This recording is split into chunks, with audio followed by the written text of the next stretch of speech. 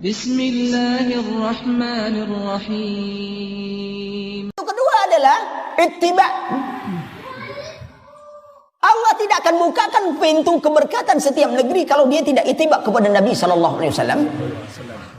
Coba antum bayangkan ketika perang Uhud, mereka berperang sama Nabi, berjuang bersama Nabi, akan tetapi salah satu kelompok saja tidak ikut apa yang dikatakan Nabi sallallahu alaihi wasallam, dicabut keberkatan peperangannya. Mereka dikocar-kacirkan dalam perang Uhud. Kenapa? Mereka tidak mengikuti Nabi sallallahu alaihi wasallam.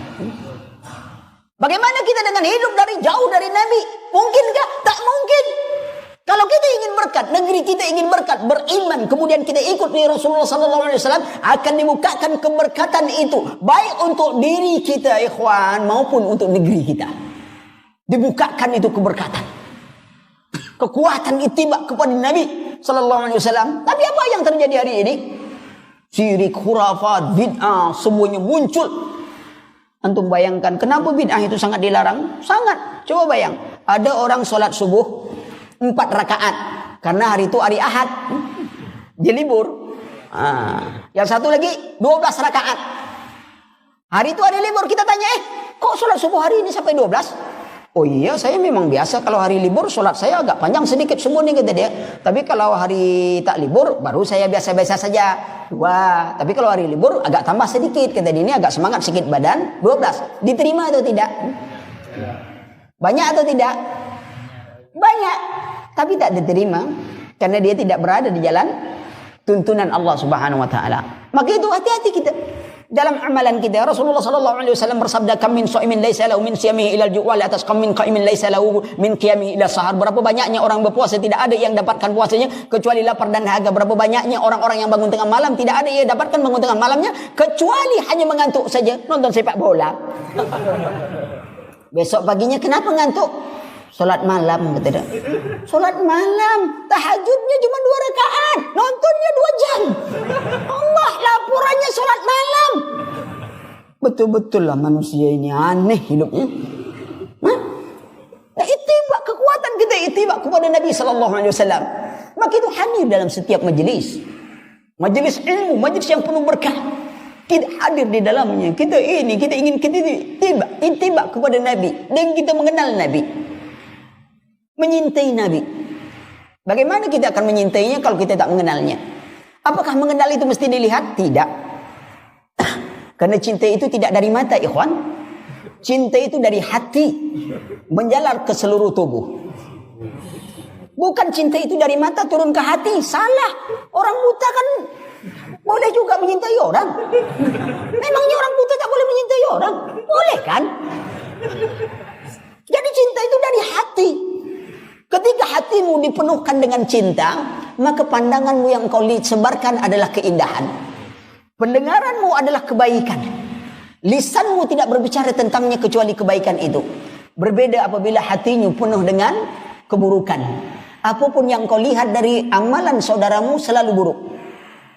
Ada musibah ditolong karena hatilah benci. Apa dia kata dia?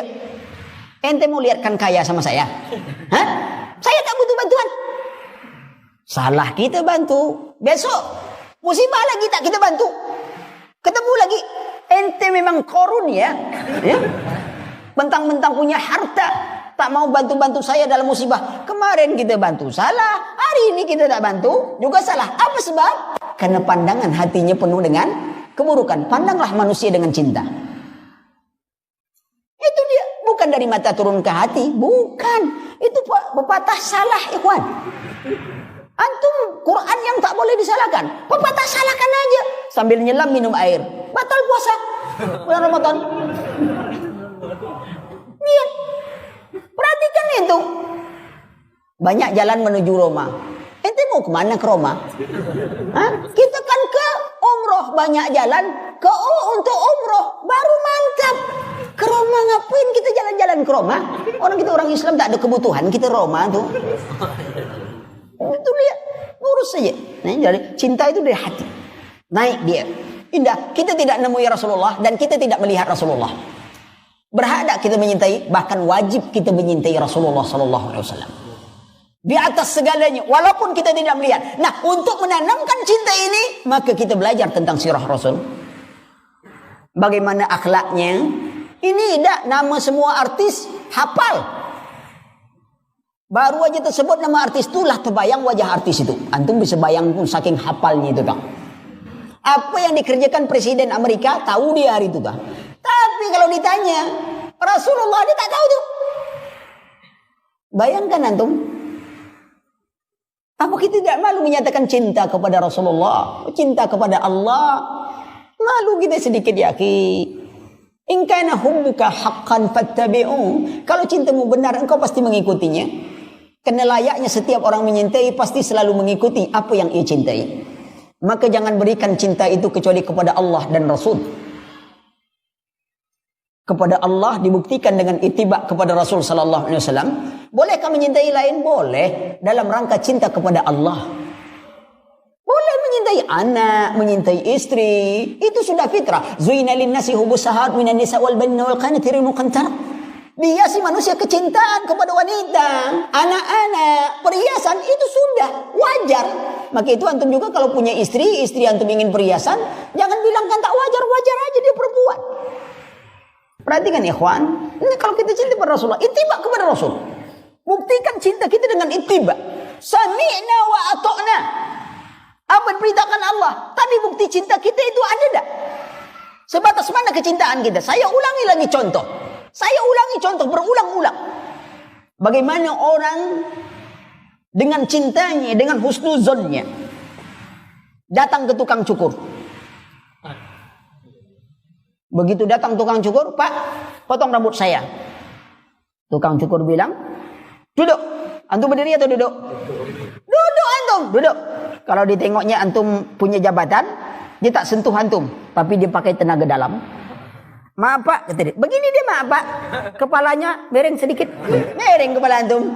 Itu ke belakang sedikit. Tapi kalau antum tak punya jabatan, dia pegang kepala antum. Minggir sedikit. Belakang sedikit. Hah? Sudah dia gunting rambut antum, diacak-acak rambut antum itu. Ya, sudah kepala antum kena tokok-tokok, di ini antum bayar lagi. Belum selesai, dia keluarkan pisau. Antum lari tak? Enggak, dia asah pisau di depan antum. Pak, gimana kabarnya? Antum senyum aja tuh. Sudah itu pisau letak di leher. Antum lari atau tidak? Enggak, senyum aja. Bagaimana jenggotnya ini? Oh, jangan dipotong. Itulah satu andalan saya. Kalau tak ada jenggot, orang tak kenal saya gitu. Iya, lihat. Kenapa kita patuh? Kenapa kita tidak merontak? Karena kita husnuzon kepada tukang cukur. Bahwa tukang cukur pasti tidak mencelakakan kita. Dia ingin rapikan kita. Adakah dengan kecintaan kita itu husnuzon pada Allah?